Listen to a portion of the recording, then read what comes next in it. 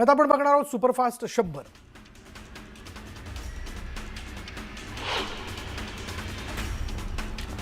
वेगळ्या विदर्भाचा मुद्दा भाजपच्या अजेंड्यावर असल्याचं महसूल मंत्री चंद्रशेखर बावनकुळेंनी म्हटलंय. तर वेगळ्या विदर्भाच्या बाजूने आम्ही काम करतो असंही बावनकुळे म्हणाले. वेगळ्या विदर्भाची मागणी करण्यापेक्षा विकास कसा होईल हे पाहण्याचा सल्ला संजय शिरसाट यांनी दिला. छोटे तुकडे करून काय होणार, त्यापेक्षा विदर्भाचा बॅकलॉग भरून काढा असंही शिरसाटांनी म्हटलं. 22 आमदार दुसऱ्या गटात जाणार असल्याचं वक्तव्य आदित्य ठाकरेंनी केलं. आदित्य ठाकरेंच्या वक्तव्याने राजकीय वर्तुळात खळबळ उडाली आहे. आदित्य ठाकरेंनी शिवसेनेचे आमदार फुटणार या केलेल्या वक्तव्यानंतर संजय शिरसाटांनी ठाकरेंचे 13 आमदार शिवसेनेच्या संपर्कात असल्याचा दावा केला. एकनाथ शिंदेंनी इशारा दिला तर ते आमच्याकडे येतील असं म्हणत आदित्य ठाकरेंना टोला लगावला. देवगिरी बंगल्यावर उद्या शिवसेनेच्या सर्व आमदारांच्या बैठकीचं आयोजन करण्यात आलंय. महापालिका निवडणुकीसाठी शिवसेनेच्या रणनीतीवर शिंदे आमदारांना मार्गदर्शन करणार आहेत. आगामी पालिका निवडणुकीसाठी महाविकास आघाडी म्हणून स्थानिक नेत्यांशी चर्चा करा, शरद पवारांच्या पक्षाच्या कार्यकर्त्यांना शशिकांत शिंदेंनी आदेश दिले. महाविकास आघाडीचे नेते उद्या विधानसभा अध्यक्ष आणि विधान परिषद सभापतींची भेट घेणार आहेत. दोन्ही सभागृहातील विरोधी पक्षनेतेपदाबाबत चर्चा करण्यासाठी महाविकास आघाडीचे नेते अध्यक्ष आणि सभापती यांची भेट घेणार आहेत.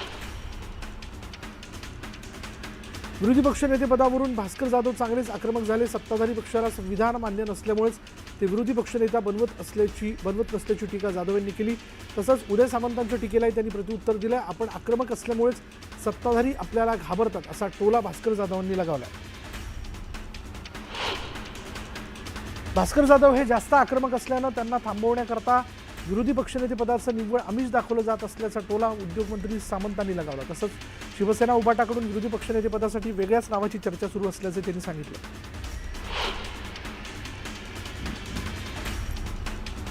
विधिमंडळाच्या कार्यालयात भास्कर जाधवांचं नाव कळवलं आहे. नाव देऊन 11 महिने होत आले, मात्र अद्याप विधानसभा अध्यक्षांनी कोणताही निर्णय घेतलेला नाही. महाविकास आघाडीतील तिन्ही घटक पक्षांनी एकमताने जाधवांचं नाव दिलंय असं शिवसेना नेते अंबादास दानवेंनी स्पष्ट केलं. धनंजय मुंडेंनी अजित पवारांसोबत मुख्यमंत्र्यांची भेट घेतली. पोलीस महासंचालक रश्मी शुक्लांच्या उपस्थितीत चौघांची बैठक झाली. मनोज जरांगे पाटलांच्या हत्येची सुपारी दिल्याचा आरोप धनंजय मुंडेंवर करण्यात आला होता आणि या पार्श्वभूमीवर ही भेट घेण्यात आली. अधिवेशनाच्या पहिल्या दिवशी वेगळं चित्र पाहायला मिळालं. निलेश राणे आणि रवींद्र चव्हाणांनी विधान भवन परिसराच्या आवारात भेट घेतली.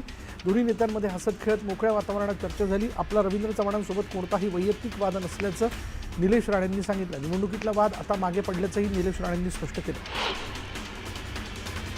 शिवसेना उभाटाचे आमदार सुनील प्रभू यांनी मंत्री संजय शिरसाटांची भेट घेतली. यावेळी दोन्ही नेत्यांमध्ये चर्चा देखील झाली. दरम्यान मतदारसंघातील कामासाठी ही भेट झाल्याची माहिती सुनील प्रभू यांनी दिली. तर प्रभू माझे चांगले मित्र असून त्यांच्यासोबत कोणताही दुरावा नाही असं संजय शिरसाट म्हणाले.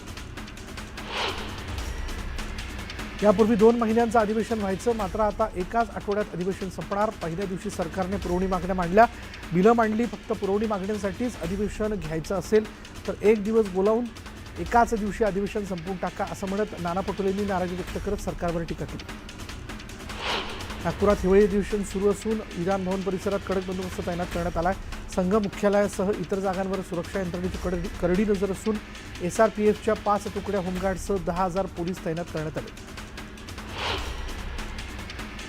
पुण्यात महानगरपालिकेसाठी भाजपकडून उमेदवारी अर्ज स्वीकृतीला सुरुवात करण्यात आली आहे. उमेदवारीसाठी इच्छुकांनी भाजप कार्यालयात मोठी गर्दी केली आहे. सकाळपासून 2,000 जणांनी उमेदवारी अर्ज घेतल्याची माहिती. अभिनेते सयाजी शिंदेंनी राज ठाकरेंची भेट घेतली. या भेटीत तपोवनातील वृक्षतोडीच्या मुद्द्यावर चर्चा झाली. मनसेसह सयाजी शिंदेंकडून वृक्षतोडीला विरोध करण्यात आला.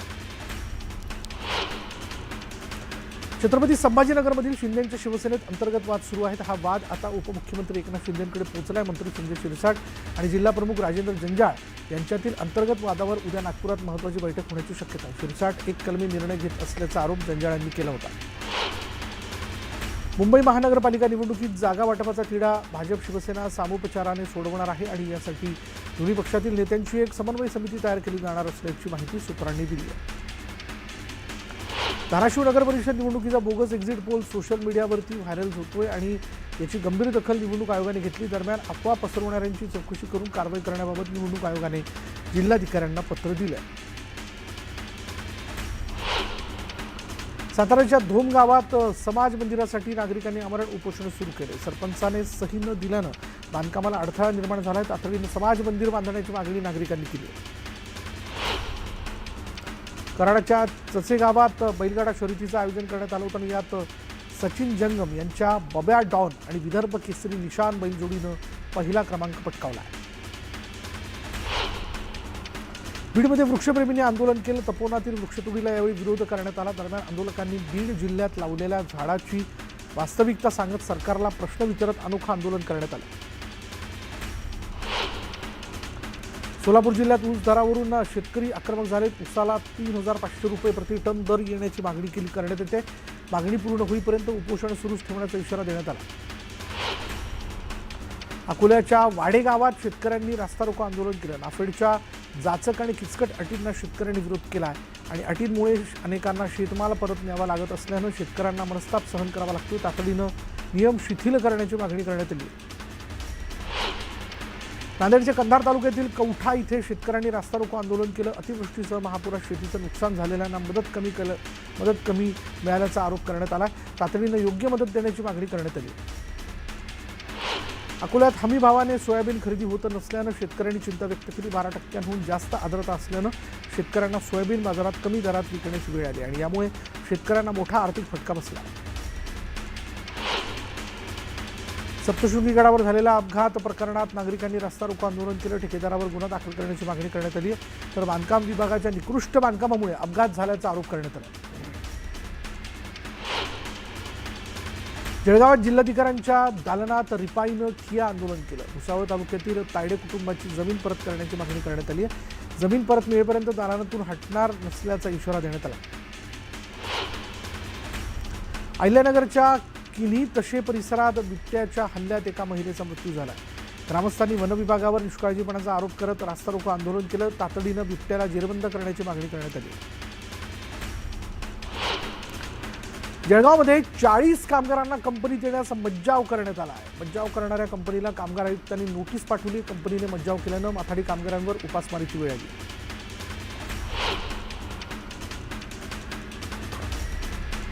कल्याण शहरात एक लहान मुलगा वाहतूक कोंडी सोडवण्यास मदत करतोय। शिट्टी वाजवत पुढे चला काका असं सांगणाऱ्या लहान मुलाचा व्हिडिओ जोरदार व्हायरल झाला। पुणे जमीन गैरव्यवहार प्रकरणी रवींद्र तारूला 8 दिवसांची पोलीस कोठडी सुनावण्यात आली। रवींद्र तारूची पोलिसांकडून कसून चौकशी केली जाणार आहे। सक्षम ताटेच्या कुटुंबियांना 8 लाखांची मदत मिळणार आहे। 8 लाख मदतीसह शासकीय नोकरीही मिळणार आहे। समाज कल्याण विभागाने हा निर्णय घेतला। जळगाव महापालिकेचे आयुक्त ज्ञानेश्वर ढेरेंना हटवण्याची मागणी करण्यात आली। जळगाव फर्स्ट नागरी मंचकडून आयुक्तांवर निष्क्रियता आणि भ्रष्टाचाराचे आरोप करण्यात आले। तातडीनं आयुक्तांना हटवल्यास तीव्र आंदोलनाचा इशारा देण्यात आला। धुळे शहरात सायलेन्सरचा आवाज करणाऱ्या दुचाकी चालकांवर कारवाई करण्यात आली आहे। 62 बुलेटवर कारवाई करत सायलेन्सर जप्त करण्यात आले। दरम्यान कर्णकर्कश आवाज कुणीही दुचाकी न चालवण्याचं आवाहन पोलिसांनी केलं। नांदेडच्या स्वामी रामानंद तीर्थ मराठवाडा विद्यापीठात जेवणात अळ्या निघाल्यात। याबाबत सिनेट सदस्यांनी राज्यपालांकडे तक्रार केली। क्रीडा महोत्सवातील जेवणावेळी हा प्रकार समोर आलाय। तातडीनं कारवाई करण्याची मागणी करण्यात येते। बीड जिल्ह्यात गेल्या वर्षभरात 365 शस्त्र परवाने रद्द करण्यात आल्याची माहिती समोर आली आहे। सध्या बीड जिल्ह्यात 916 लोकांकडे शस्त्र परवाने आहेत, तर अवैध शस्त्र बाळगणाऱ्यांवर पोलीस प्रशासनाकडून कारवाई केली जाते। देवरुळच्या किवळे रावेत परिसरातील चंद्रभागा कॉर्नरमध्ये एक नवीन डाकघर सुरू करण्यात आले। आमदार शंकर जगताप यांच्या हस्ते उद्घाटन सोहळा पार पडला आणि यामुळे नागरिकांना मोठा फायदा होणार आहे।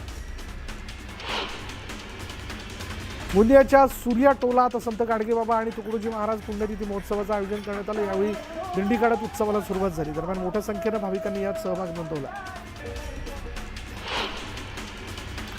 नंदुरबार जिल्ह्यातला सारंगखेडा इथला घोडे बाजाराने अवघ्या 5 दिवसात 1 कोटी उलाढालाची टप्पा पूर्ण केलेला आहे। दत्त जयंतीपासून सुरू होणाऱ्या या सारंगखेडा घोडे बाजाराला 350 वर्षांहून अधिकची परंपरा आहे। या बाजारात देशभरातील 2800हून अधिक घोडे विक्रीसाठी दाखल होतात। जुन्नरच्या तळेरान गावातून वनविभागाने एका बिबट्याला जेरबंद केलं। यामुळे नागरिकांमधील भीतीचं वातावरण कमी झालंय। दरम्यान आणखी पिंजरे लावण्याची मागणी नागरिकांनी केली। गडचिरोलीच्या मुलचेरा तालुक्यातील उपकेंद्रात एका कंत्राटी परिचारिकेनं विष प्राशन करून आत्महत्येचा प्रयत्न केला. वरिष्ठ अधिकाऱ्यांकडून सतत होत असलेल्या शरीर सुखाच्या मागणीला कंटाळून महिलेनं हे पाऊल उचलले. महिलेवर अतिदक्षता विभागात उपचार सुरू आहेत. छत्रपती संभाजीनगरमध्ये टीव्ही सेंटर परिसरात दुचाकी चोरीला गेली. चोरीची संपूर्ण घटना सीसीटीव्ही कॅमेऱ्यात कैद झाली आहे. पोलिसांकडून चोरट्याचा शोध सुरू आहे. नालासोपाऱ्यात उड्डाणपुलाखाली जलवाहिनी फुटली आहे. यामुळे लाखो लिटर पाणी वाया गेले. तातडीने जलवाहिनी दुरुस्त करण्याची मागणी करण्यात आली. मुंबईतील तानसा जलवाहिनीचं देखभाल दुरुस्तीचं काम सुरू आहे आणि यामुळे मुंबईसह उपनगरात 15% पाणी कपात करण्यात येणार आहे. यामुळे नागरिकांना पाणी जपून वापरण्याचं आवाहन करण्यात आलं. नालासोपाऱ्यातून बेपत्ता झालेल्या 8 वर्षीय मुलाचा मृतदेह 5 दिवसानंतर पाण्याच्या टाकीत सापडला आहे. मेहराज शेख असं मृत्यू झालेल्या मुलाचं नाव आहे. पोलिसांकडून अधिकचा तपास सुरू आहे. नागपूरच्या पारडी परिसरात बिबट्या असल्याचा व्हिडिओ व्हायरल झाला आहे. पारडी परिसरात बिबट्या रस्ता क्रॉस करताना कॅमेऱ्यात कैद झाला. काही दिवसांपूर्वी याच भागात एका घरात बिबट्या शिरला होता. आज पुन्हा त्याच परिसरात बिबट्या दिसल्यानं खळबळ उडाली. कोल्हापुरात पुन्हा एकदा तारा वाघिणीचं दर्शन झालंय. शावडी परिसरात वाघिणीचा मुक्त संचार दिसून आला. पर्यटकांना वाघिणीचं दुसऱ्यांदा दर्शन झालंय. कोल्हापुरात महानगरपालिकेकडून अतिक्रमणांवर हातोडा चालवण्यात आला. शहर वाहतूक शाखेच्या समोरील अतिक्रमण निस्तानाबूत करण्यात आली. नागरिकांचा विरोध झुगारून ही कारवाई करण्यात आली. गोंदियाच्या धूपतोला गावात मुख्य रस्त्यावर सुरू असलेल्या बिअर बार विरोधात आंदोलन सुरू आहे. गेल्या 11 दिवसांपासून आंदोलन सुरू असून अद्याप आंदोलनाची दखल घेण्यात आलेली नाही. त्यामुळे महिला आक्रमक झालेल्या आहेत. छत्रपती संभाजीनगर रेल्वे स्थानकावर असलेल्या बोर्डवर उर्दूमध्ये छत्रपती संभाजीनगर नाव लिहावं अशी मागणी करत social democratic party of India म्हणजेच SDPI संघटनेकडून रेल रोको आंदोलन करण्यात आलं. पोलिसांचा विरोध झुगारून आंदोलक आत घुसले.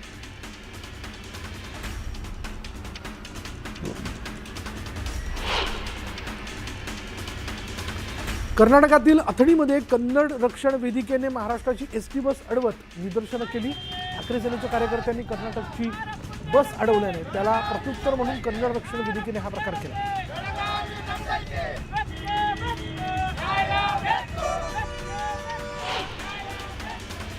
आता वेळ झाली की ब्रेक घेऊयात. पहा फक्त न्यूज 18 लोकमत.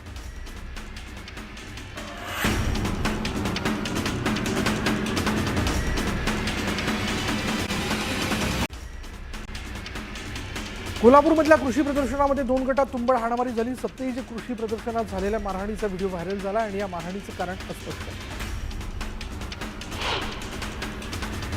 मालेगाव पाठोपाठ आता मनमाड शहरातही अल्पवयीन मुलावर लैंगिक अत्याचार झाल्याची घटना समोर आली. या प्रकरणी 64 वर्षीय व्यक्तीला अटक करण्यात आली. पुण्याच्या बाणेर परिसरात ज्येष्ठ नागरिकाला रिक्षाने धडक दिली होती आणि त्यानंतर त्या नागरिकाला तसंच रस्त्यावर सोडून रिक्षा चालक पसार झाला होता. वेळेवर उपचार न मिळाल्यानं गंभीर जखमी झालेल्या त्या व्यक्तीचा मृत्यू झाला. या प्रकरणातील रिक्षा चालकाला 5 महिन्यांनंतर दिल्लीतून अटक करण्यात आली.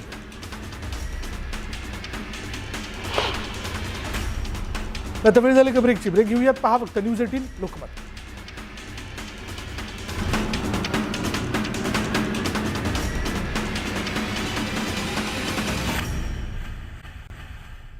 आता ब्रेकनंतर पुन्हा एकदा सुपरफास्ट 100. गडचिरोलीतील राष्ट्रवादीच्या महिला प्रदेश उपाध्यक्षा आणि आधार विश्व फाउंडेशनच्या अध्यक्षा गीता हिंगे यांचा अपघातात मृत्यू झाला आहे. तर त्यांचे पती सुशील हिंगे गंभीर जखमी झालेत. गडचिरोली नागपूर महामार्गावरील पाचगावजवळ ही घटना घडली आहे. छत्रपती संभाजीनगरातील क्रांती चौकात 2 गटात हाणामारी झाली. मुलींचे फोटो काढल्याच्या कारणावरून वाद झाला. दरम्यान 35 ते 40 मुलांनी मारहाण केल्याचा आरोप मुलीच्या वडिलांनी केला. धरणगाव तालुक्यातील चावलखेडे इथे अचानक लागलेल्या आगीत एका महिलेचंच घर जळून खाक झालं आणि या आगीचं कारण अस्पष्ट असून प्रशासनाने महिलेला मदत करावी अशी मागणी केली जाते.